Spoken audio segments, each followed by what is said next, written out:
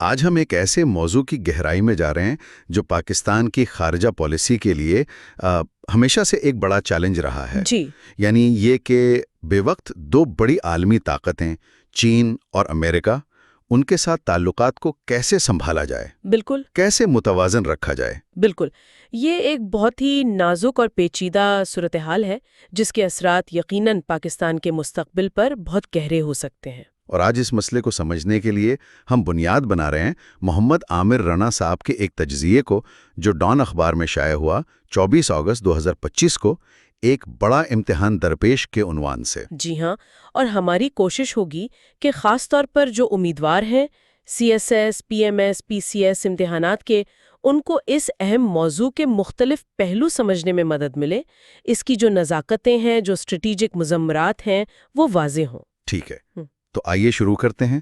سب سے پہلا سوال تو یہی ہے کہ آخر یہ توازن، یہ بیلنس رکھنا اتنا مشکل کیوں ہو رہا ہے پاکستان کے لیے؟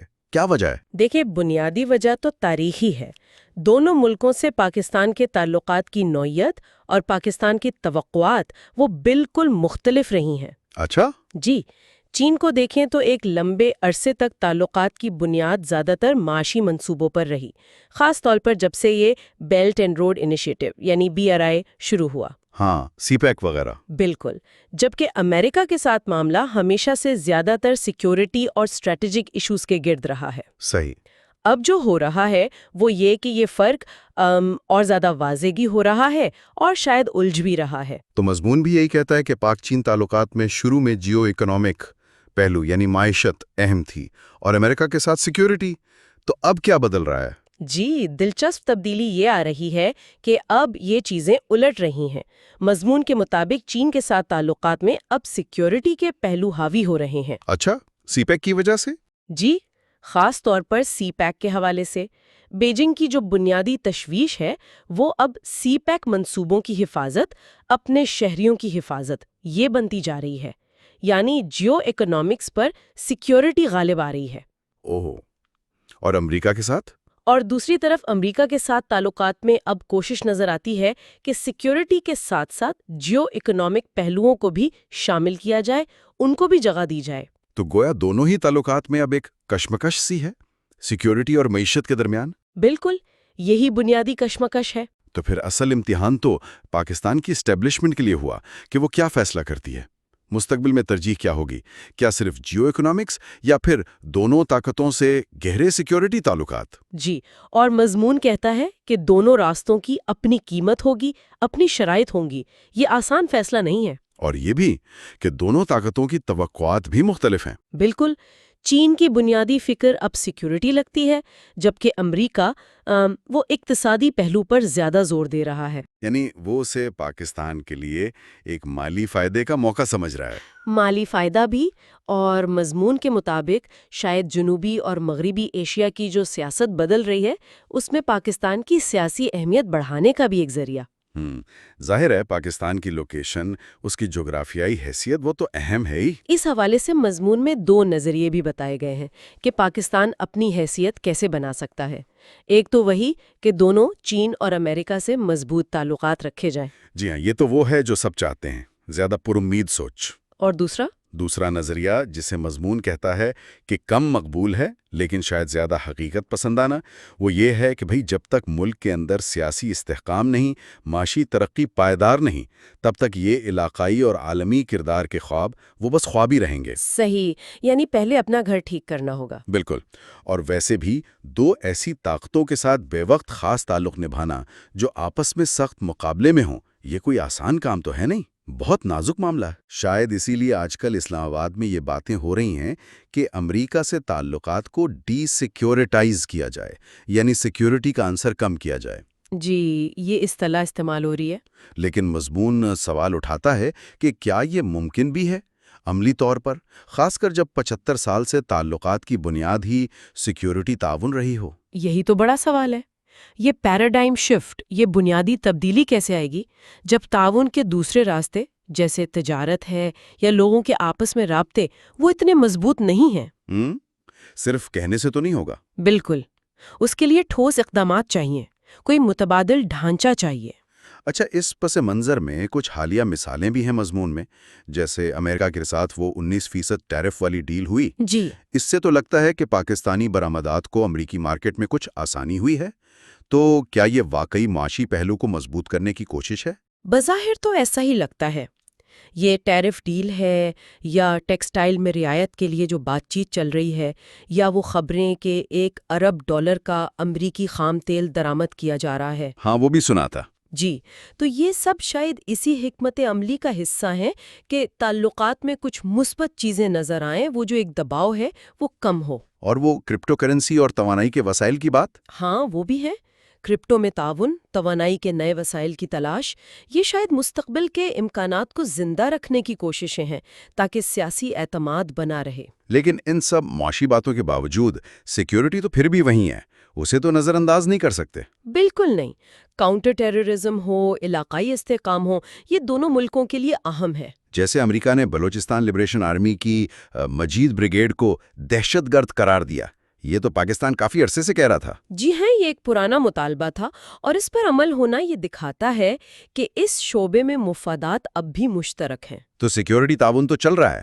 بالکل، وہ اپنی جگہ قائم ہے، لیکن مضمون ایک اور ممکنہ امتحان کی طرف بھی اشارہ کرتا ہے جو شاید زیادہ سنگین ہو۔ وہ کیا؟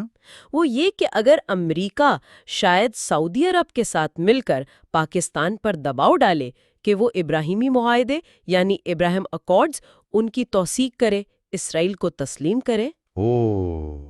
یہ تو بہت بڑا قدم ہوگا۔ جی، اور اگر ایسا ہوتا ہے تو یقیناً اس کے ساتھ شرائط ہوں گی، اور سب سے اہم شرط ہو سکتی ہے کہ پاکستان اپنی ایران پالیسی بدلے۔ یہ تو پاکستان کے لیے بہت مشکل صورتحال ہوگی۔ انتہائی مشکل۔ اور اسی تناظر میں مضمون کہتا ہے بلوچستان کی اہمیت اور بڑھ جاتی ہے، جی، نہ صرف علاقائی جیو پالیٹکس کی وجہ سے، بلکہ وہاں جو وہ نایاب معدنیات ہیں، ریئر ارتھ منرلز، ہاں، ان کی وجہ سے بھی۔ جو آج کل ٹیکنالوجی کے لیے بہت اہم ہے، موبائل فون، دفاعی سامان، سب میں استعمال ہوتی ہیں، تو عالمی طاقتوں کی دلچسپی وہاں بڑھ سکتی ہے۔ یقیناً یہ ایک بہت اہم اسٹریٹجک پہلو ہے جسے نظر انداز نہیں کیا جا سکتا۔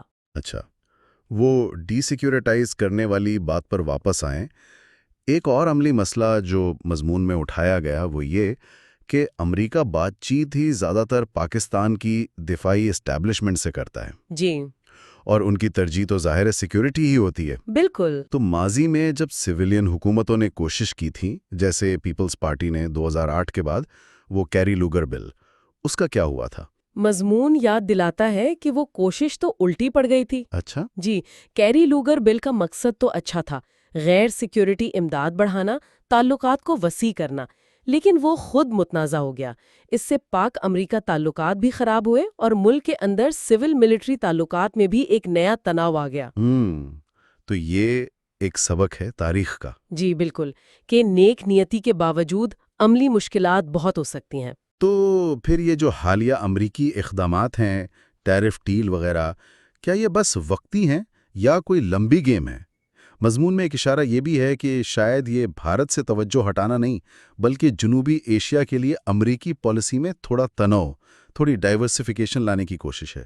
یہ ممکن ہے، لیکن اصل امتحان، اور مضمون اس پر بہت زور دیتا ہے، وہ معاہدوں پر دستخط کرنا نہیں ہے۔ تو پھر کیا ہے؟ اصل امتحان ہے ان پر مستقل عمل درآمد۔ کنسسٹنسی۔ اچھا، پاکستان کے لیے یہ ایک موقع ضرور ہے کہ وہ چین پر اپنا انحصار کچھ کم کرے، اپنے خارجہ پالیسی کے آپشنز بڑھائے، اپنا اسٹریٹجک بیلنس بہتر کرے۔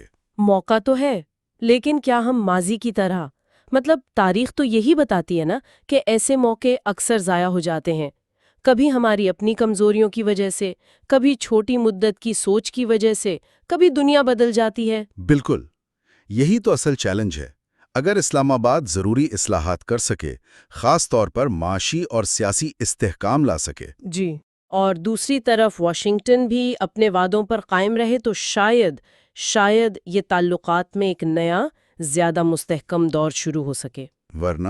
ورنہ پھر وہی ہوگا جو پہلے ہوتا رہا ہے، بڑے بڑے اعلانات، امیدیں، اور پھر آہستہ آہستہ خاموشی، مایوسی، ایک جانا پہچانا پیٹرن۔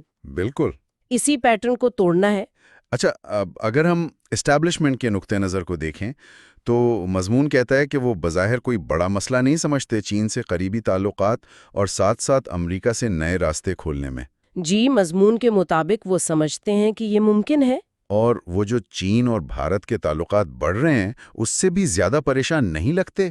بظاہر نہیں، شاید اس لیے کہ وہ ان تعلقات کو حقیقی معنوں میں اسٹریٹیجک نہیں سمجھتے اور مستقبل میں بھی غیر یقینی ہے۔ پاکستان کا اعتماد اپنی جگہ چین کے ساتھ مضبوط دفاعی شراکت داری پر قائم ہے۔ لیکن یہاں ایک بات اہم ہے جو مضمون بھی کہتا ہے، وہ ہے چینی سفارتکاری کا انداز۔ وہ کیسا ہے؟ وہ اکثر واشنگٹن کی طرح اونچی آواز میں بات نہیں کرتے، ان کی ڈپلومیسی زیادہ بالواسطہ ہوتی ہے، اشاروں میں بات ہوتی ہے۔ اچھا، مثال کے طور پر مضمون میں ذکر ہے چینی وزیر خارجہ کے حالیہ دورہ اسلام آباد کا۔ بظاہر تو وہ سیکیورٹی، سی پیک اور نئے منصوبوں پر بات کرنے آئے تھے۔ جی، لیکن اہم بات یہ ہے کہ اس دورے سے صرف ایک دن پہلے وہ کہاں تھے؟ وہ کابل میں تھے، ایک سہ افریقی سیکیورٹی میٹنگ میں، try lateral security meeting. Afghanistan میں؟ جی، اور میڈیا رپورٹس کا حوالہ دے کر مضمون بتاتا ہے کہ چین اور افغانستان نے BRI میں شامل ہونے پر تو بات آگے بڑھائی ہے، ٹھیک، لیکن سی پیک کو افغانستان تک لے جانے کا جو منصوبہ تھا اس کی رفتار کم ہو گئی ہے۔ کیوں؟ لگتا یہ ہے کہ طالبان اب شاید پاکستانی اثر سے نکل کر براہ راست بیجنگ سے اپنے تعلقات بنانا چاہتے ہیں اپنی شرائط پر۔ اچھا، اور اطلاعات یہ بھی ہیں کہ چین نے افغانستان کو وسطی ایشیا کے ذریعے براہ راست راستے دینے پر اتفاق کیا ہے، جو شاید پاکستان کے روٹ کو بائی پاس کرے۔ تو یہ چین کی طرف سے ایک اشارہ ہے پاکستان کے لیے؟ بالکل، ایک بہت لطیف لیکن اہم اشارہ جسے راولپنڈی اور اسلام آباد میں پالیسی سازوں کو بہت غور سے سمجھنے کی ضرورت ہے۔ یہ علاقائی ڈائنامکس میں ایک اہم تبدیلی ہو سکتی ہے۔ واقعی یہ ساری گفتگو بہت اہم نکات پر مشتمل ہے۔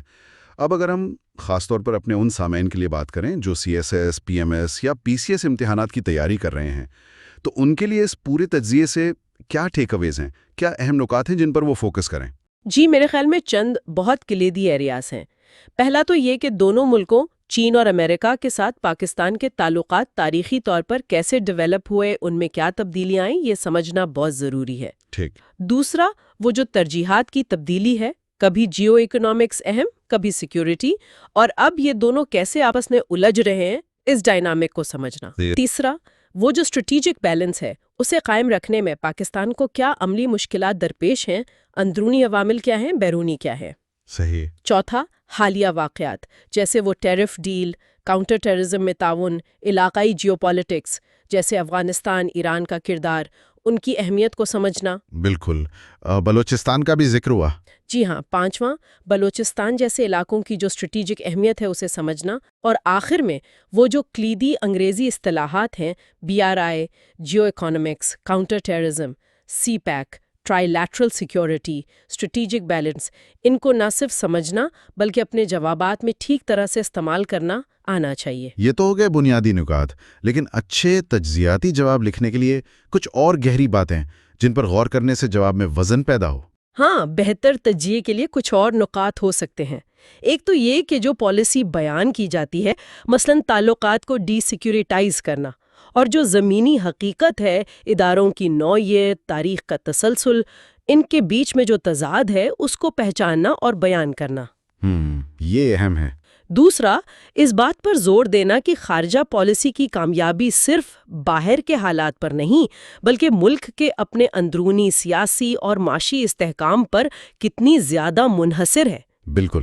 تیسرا، صرف معاہدوں اور اعلانات سے آگے دیکھنا، ان پر مستقل عمل درآمد کی اہمیت کو اجاگر کرنا، یہ خاص طور پر پاک امریکہ تعلقات میں ایک ریکرنگ تھیم رہا ہے۔ جی ہاں، یہ بار بار ہوا ہے۔ چوتھا، دوسرے ممالک کے جو لطیف سفارتی اشارے ہوتے ہیں، جیسے ہم نے چین اور افغانستان کی مثال دیکھی، ان کو سمجھنے اور ان کا تجزیہ کرنے کی صلاحیت پیدا کرنا۔ صحیح۔ اور پانچواں، کسی خاص واقعے جیسے ٹیرف ڈیل یا کسی تنظیم پر پابندی کو بڑی تصویر میں رکھ کر دیکھنا کہ یہ کس وسیع تر اسٹریٹجک تناظر کا حصہ ہے۔ بہت عمدہ نکات ہیں۔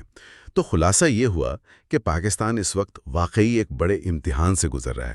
اسے چین اور امریکہ، دو بڑی طاقتیں جن کے اپنے مفادات ہیں اور کبھی کبھی متضاد بھی، ان کے درمیان اپنے قومی مفاد کو سامنے رکھتے ہوئے ایک بہت محتاط، بہت نازک توازن قائم رکھنا ہے۔ اور یہ کوئی ساکت چیز نہیں، یہ ایک مسلسل چلنے والا عمل ہے۔ بالکل۔ اور آخر میں سامعین کے لیے ایک سوچنے کی بات چھوڑ جاتے ہیں، جس کا اشارہ مضمون میں بھی ہے۔ جی؟ کیا پاکستان کے لیے اس پیچیدہ اسٹریٹجک توازن کو کامیابی سے چلانے کا اصل اور پائیدار حل صرف باہر کی طاقتوں سے تعلقات کی نوعیت بدلنے میں ہے، یا پھر بنیادی طور پر اس کا حل ملک کی اپنی داخلی سیاست کو مستحکم کرنے اور اپنی معیشت کو حقیقی معنوں میں اپنے پیروں پر کھڑا کرنے میں چھپا ہے؟ اور کیا ہماری مستقبل کی خارجہ پالیسی اس اندرونی حقیقت کو اپنی حکمت عملی کا مرکزی نقطہ بنا پائے گی؟ یہ واقعی ایک بہت بڑا اور بنیادی سوال ہے۔ اسی سوال کے ساتھ آج کی یہ گفتگو یہیں ختم کرتے ہیں۔